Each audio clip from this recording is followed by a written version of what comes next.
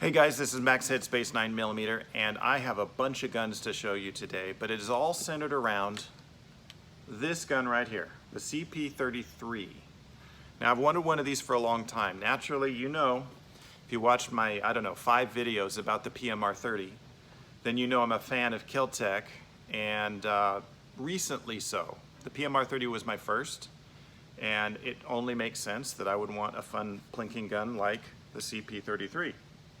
I was lucky enough to get one in flat dark earth. They typically go for around $450 to $500. I've seen them go for as much as $600 right now with the panic going on. I picked this one up for $380 on Gunbroker. Almost every single gun on Gunbroker of this model was by dealers. They were brand new, and they all had a minimum bid of like $500. This one was a penny start, and I was lucky. So it happens sometimes. Just keep your eyes open. I want to draw your attention to this box that the gun came in. It has this label on here saying, warning, cancer and reproductive harm in California. A lot of our products have this.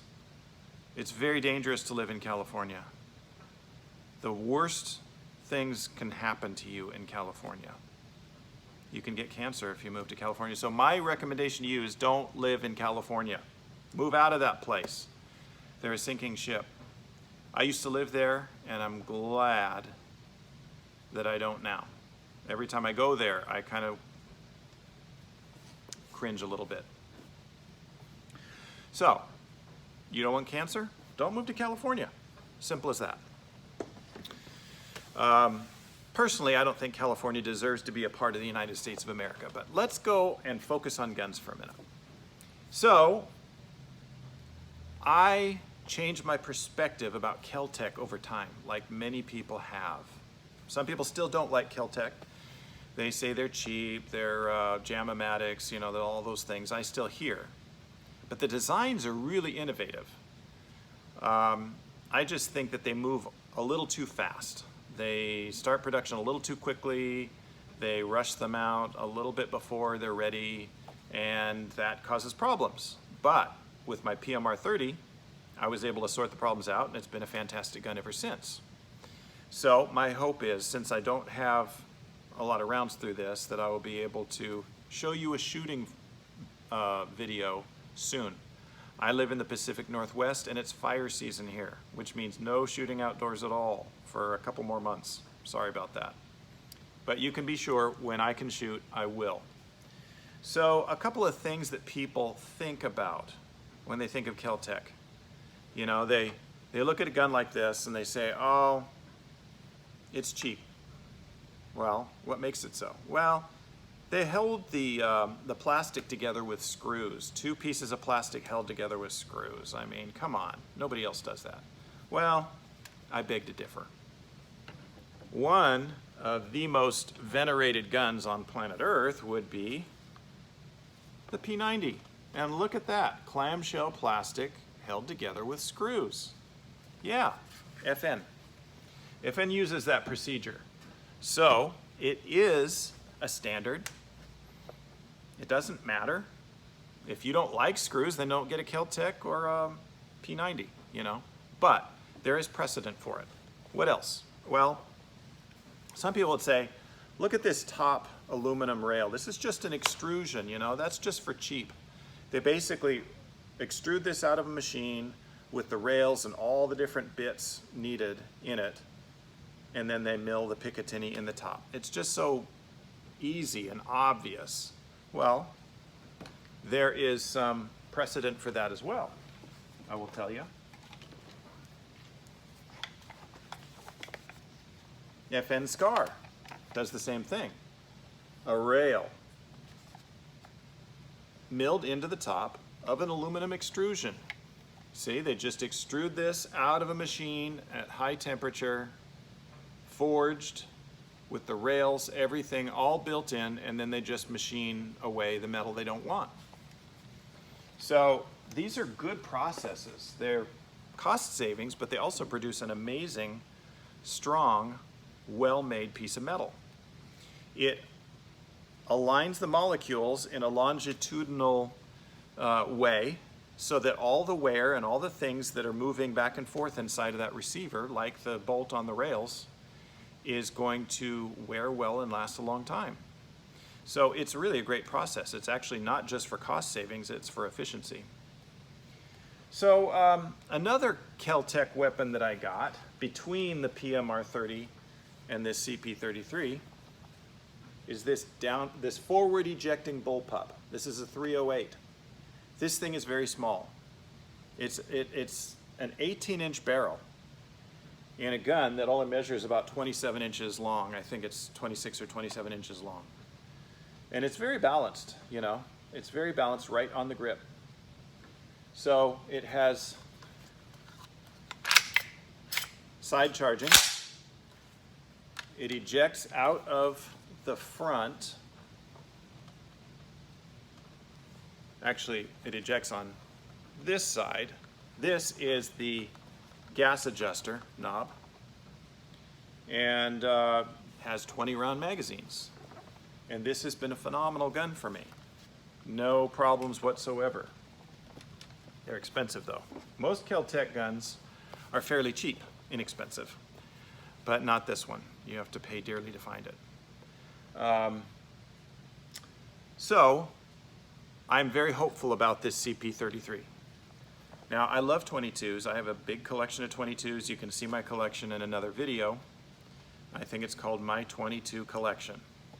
And I love 22. It's fun to shoot, it's good practice, and there's a lot of great varieties of 22 firearms. This one kind of fits in a weird place. For a pistol, it's very big.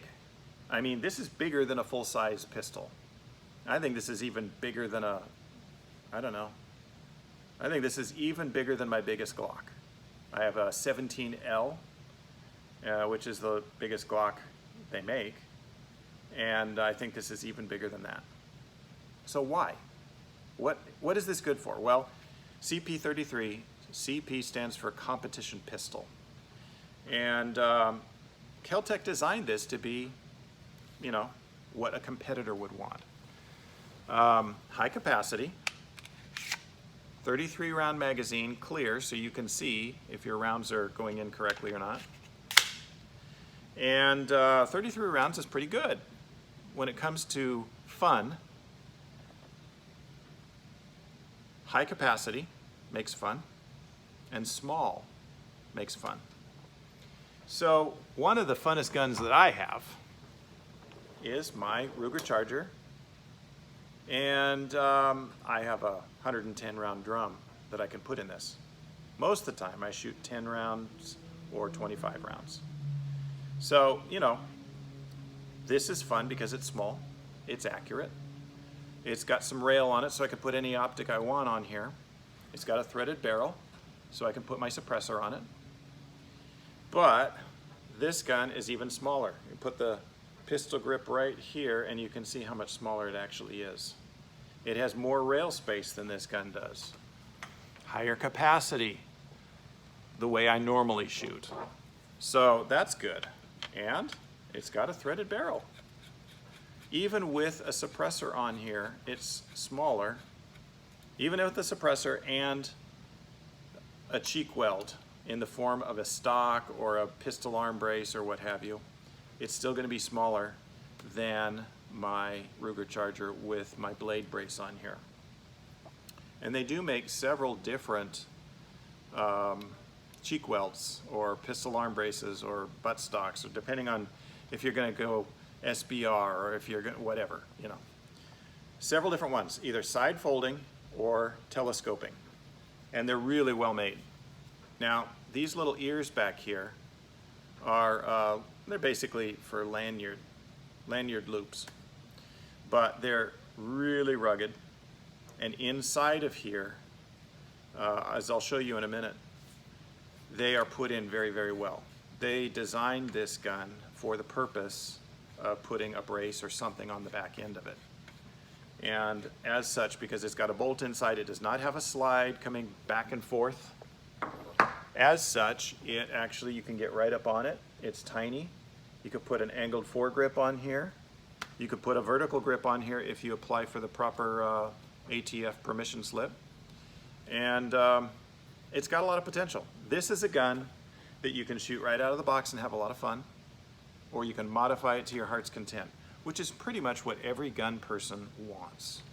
Every gun person I know anyway. So let me pull this thing apart and show you. Sorry, I don't have a cameraman and I don't have very good editing, so I'm gonna just do everything live. Live and in person. Okay, so you drift out this takedown pin right here. It's a little sticky the first few times, as I've heard.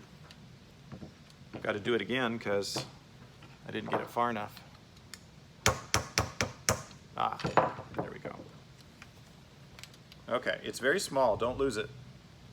I'm sure if you do, Kel-Tec has had a lot of requests for more. You're probably getting used to that. And then, if I'm not mistaken, because I have not taken this apart very much at all, this thing, oh, I'm dropped the mag. Obviously, you'd make sure that the thing is unloaded like any sane person would. And I believe you want to maybe hold it to the rear. I don't know. Didn't do my research very well before I started this. All right, the pin is out. This should come apart. Maybe it's just a little, yeah, okay. So pull it forward if it's sticky. And then the bolt and the spring and the buffer are all together in their own nice, neat little self-contained package. The charging handle right here, some people say, oh, that's flimsy. Look at that. It's thin metal, it's gonna get bent. Well, I can tell you this is the same kind of metal that they would make hacksaw blades out of. You know, I'm familiar with hacksaw blades. I can tell by looking at this, it's very hard, very molecularly aligned steel, and it's not easy to bend a hacksaw blade. You know, it can be done, but you're putting a lot of force into a hacksaw blade. I don't think you're gonna put that kind of force into this. You're just gonna tug it back and that's all. So the bolt is very well made. It has a round, you can't really see it, the light's not very good, but I'll tell you it has a round firing pin, which is kind of unusual for rimfire. And I really like how well made this upper is. I like how the barrel is held in place to this railed top section.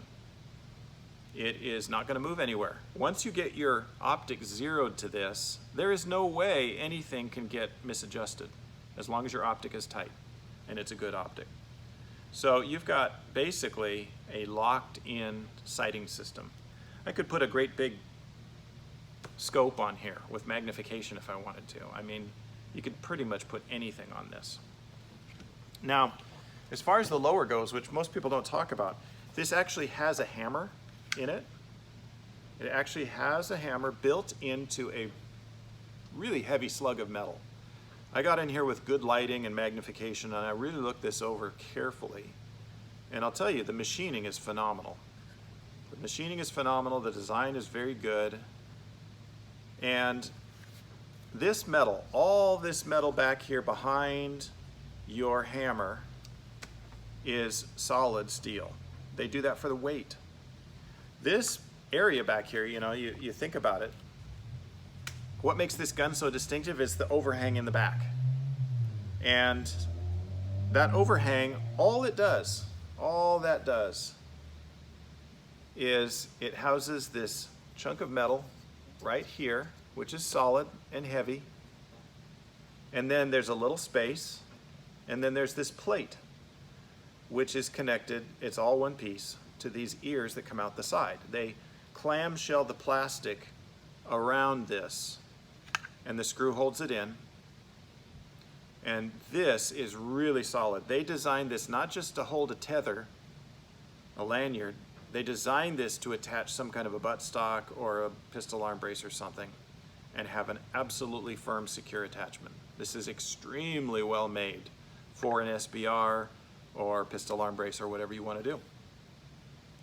So I'm super impressed with this thing. The more I look at it, the more impressed I become. And see if I can get it put back together here. It takes a little bit of learning every time you take a gun apart. And there's little techniques and twists to each one. And this is no different. It's kind of like the first time you take an AR-15 bolt out, you know. It's just kind of different. Okay, so one thing that helps, make sure this charging handle can be reversed. It can be upside down. So the metal is on the bottom, no metal on the top. Make sure that the buffer, the rubber buffer, is up underneath the handle and in the rails as it's supposed to be. It should move freely with spring pressure, and your charging handle should be tight up against your rear sight. If you've got those right, it's probably ready to put back together again. We'll see. But I am still getting used to this. Okay, I got it. All I got to do now is put the pin back in. And from what I understand, you can put it in either side. It's reversible. So, just, it helps to have pin punches to do this. Everything moves, everything's good. So, completely ambidextrous, ambidextrous safety, ambidextrous trigger, ambidextrous sights,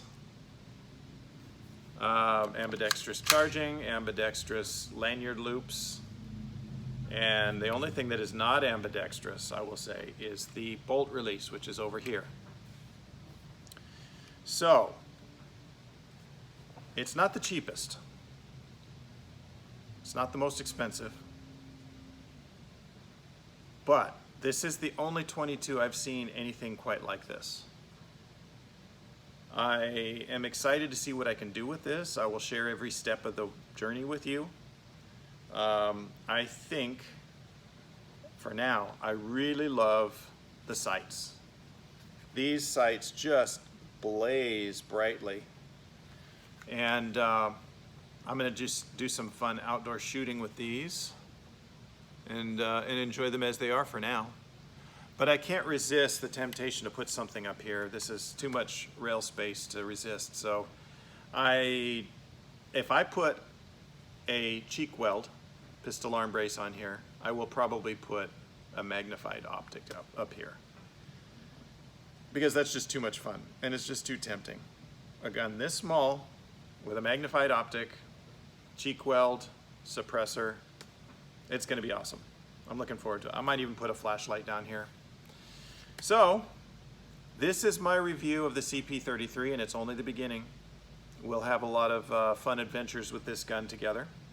And this is Max Headspace 9mm. Have a good one.